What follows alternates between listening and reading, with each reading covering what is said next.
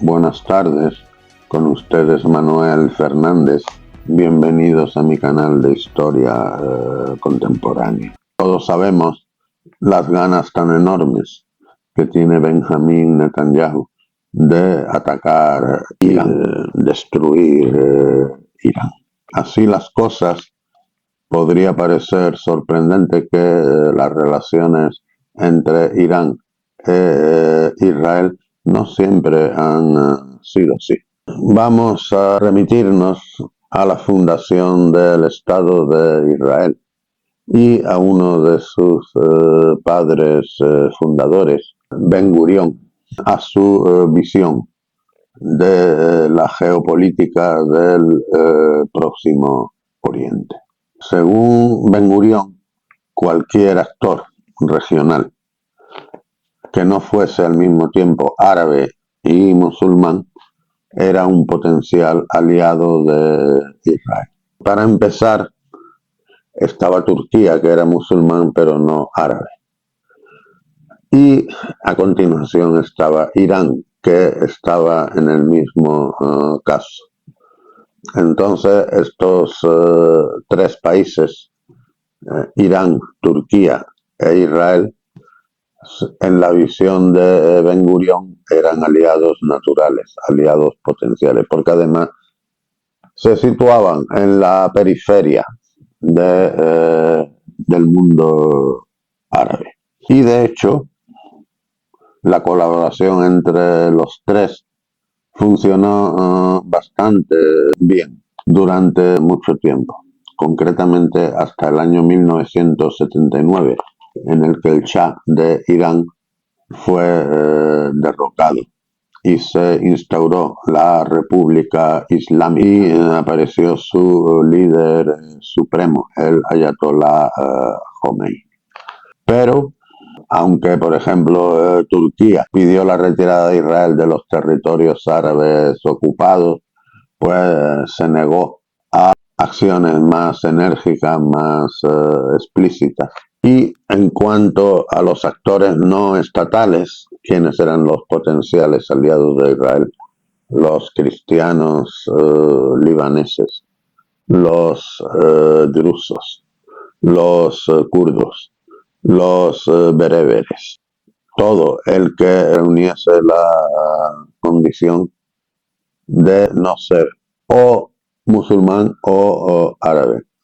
Y se me olvida un país que también era importante en la visión geopolítica de Israel, Etiopía. Y los cristianos del sur. ¿Qué ocurrió después de la Revolución Islámica? Que Irán rompió relaciones con Israel en los sermones de los viernes, en las mezquitas. Los ayatolas ponían verde a Israel, le dedicaban toda clase de epítetos y de comentarios negativos. Había una gran retórica anti-israelí. Pero al mismo tiempo es que Irán se había hecho otros enemigos más poderosos, como Estados Unidos, la Unión Soviética, Irak, que no era tan poderoso como los dos anteriores, pero era su vecino. Y después del incidente del asalto a la embajada norteamericana en Teherán, pues estaba sujeto a un embargo, no tenía dónde abastecerse de armas. Sin embargo, es aquí que Israel, haciendo pruebas de realismo, no quería perder su influencia en Irán, así por las buenas. Y a través de terceros actores, seguramente Turquía, pues habló a los iraníes de la posibilidad de seguir abasteciéndolos de armas. Eso era una necesidad muy grande para Irán, porque todo su armamento había sido heredado de la época del Shah y era británico y norteamericano, y con el embargo no podía abastecerse de repuestos. Ya incluso antes de que empezara la guerra, con Irak. Los israelíes suministraron un cargamento de neumáticos del avión F-4, el Phantom 2. Podrá parecer una paradoja, pero un avión tan carísimo, si le falta algo tan barato como es el neumático apropiado, no sirve para nada, se queda inmovilizado. ¿Cuáles eran las razones de Israel para ayudar a Irán? Que en una guerra entre Irán e Irak, el enemigo principal de Israel era Irak, porque era árabe y musulmán. Y Irán solamente musulmán, pero no árabe. Y porque temían que un Irak demasiado poderoso, vencedor de Irán, representaría una amenaza muy grande para Israel. Este dinerito, el beneficio neto de la venta de los neumáticos, como la operación había sido clandestina, dio para crear una caja B en beneficio del Mossad y del Likud, el partido gobernante de Israel. Y dinerito es una cosa muy golosa. Así que cuando empezó la guerra entre Irak e Irán, Israel continuó suministrando armas a Irak. Y lo más curioso, con el permiso de los americanos, concretamente de la administración del presidente Reagan. Mientras al mismo tiempo Reagan insistía a todos los demás países que no vendiesen armas a Irán, so pena de terribles represalias, pero Israel se lo consentía. Bueno, no es la primera vez que cuando entran en contradicción los intereses de Israel y los de Estados Unidos, pues los Estados Unidos muestran una increíble tolerancia, comprensión con Israel. Pero también los israelíes y el lobby pro-israelí empleaban un argumento.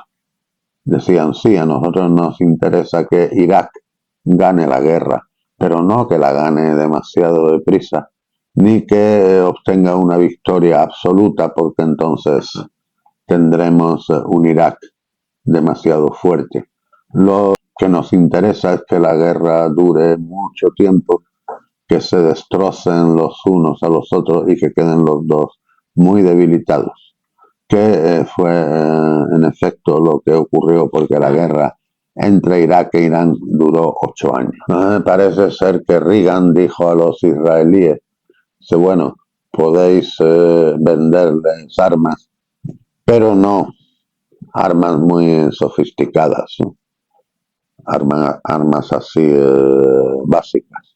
Y los israelíes dijeron muchas gracias y vendieron armas de todas clases sin hacer caso de esta limitación. El negocio era tan activo que hubo que montar una sociedad tapadera en Wall Street, en Nueva York, que llegó a tener 50 empleados, por el que se canalizaban todas estas ventas. Cuando los americanos descubrieron que los israelíes les estaban tomando el pelo, dejaron de venderles armas para Irán. Pero los israelíes siguieron haciendo pedidos diciendo que las armas eran para ellos y firmaban compromisos de no reexportación, etcétera, etcétera. Y después los tiraban a la papelera y seguían vendiendo armas a Irán.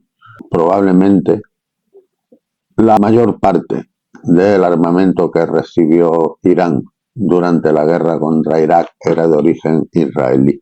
Cuando el New York Times descubrió el montaje que los israelíes tenían en Wall Street, la compañía se mudó a Londres y desde allí prosiguió sus actividades. Normalmente las armas viajaban por vía aérea hasta el aeropuerto de Larnaca, en Chipre, y desde allí hasta Irán.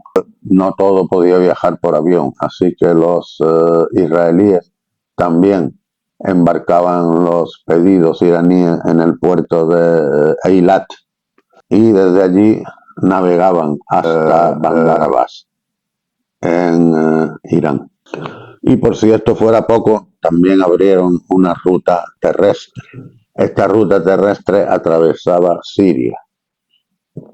Siria era árabe y musulmán, pero los dirigentes de Siria odiaban a muerte a los de Irak.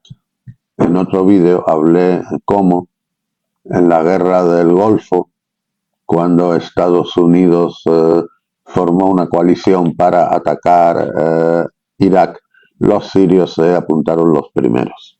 En toda esta red de venta ilegal de armas, pues participaban los comerciantes internacionales de armas más conocidos, como el saudí Adnan Khashoggi y el hermano del entonces presidente de Siria, Hafez al-Assad, Rifat al-Assad, que es el tío del depuesto presidente Bashar al-Assad. Los iraníes, aparte de los repuestos de aviones, recibieron también repuestos para los tanques ingleses Scorpion, que tenían también de la época del Shah, y cañones antitanques sin retroceso, misiles tierra-tierra, como por ejemplo el Lancet, misiles anticarro, incluso ya puestos alimentos que escasearon en un momento del conflicto en Irán. La comunidad judía iraní, que era muy numerosa, pues participó activamente en este comercio. Y gracias a este comercio, Irán permitió a la mayor parte de esta comunidad que emigrase, bien a Israel, bien a Estados Unidos. Actualmente en Israel habrá como 200-250 mil judíos de origen iraní, y en Estados Unidos pues entre 50 y 100 mil. En Irán quedan menos de 10.000. Por cierto, allí nunca han sido objeto de persecución ni nada de esto. Una organización tan vasta y tan extendida no podía pasar desapercibida, y la prensa denunció en varias ocasiones lo que estaba pasando. Hubo un momento en el que un general israelí retirado, Bar Arm, fue detenido por la policía y enjuiciado. Después de varios años de juicio, fue absuelto porque se estimó que tal vez no fuera consciente de que los gobiernos americanos e israelí no se habían puesto de acuerdo y no habían aprobado lo que él estaba haciendo.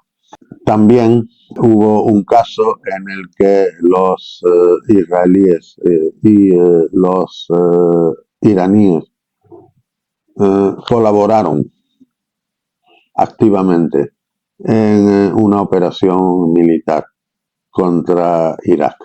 Pero de esto hablaremos más despacio en otro vídeo. Cuando finalizó este sorprendente entendimiento entre israelíes e iraníes, el cual, por cierto, los iraníes siempre han negado? Dicen que esto es propaganda occidental. En 1991 ocurrieron dos hechos que cambiaron completamente el panorama en Oriente Medio. Uno, el hundimiento de la Unión Soviética, la desaparición de la Unión Soviética y el fin de la Guerra Fría. Y el otro, la práctica destrucción de Irán en la guerra contra la coalición internacional del presidente Bush después de la invasión de Kuwait. Entonces, a partir de entonces, a los israelíes les preocupa más Irán que Irak. Bien, esto ha sido todo por hoy. Espero que les haya gustado mi vídeo. Si es así, pues denle al botón correspondiente. Y si además quieren suscribirse al canal, pues les quedo doblemente agradecido. Hasta la próxima.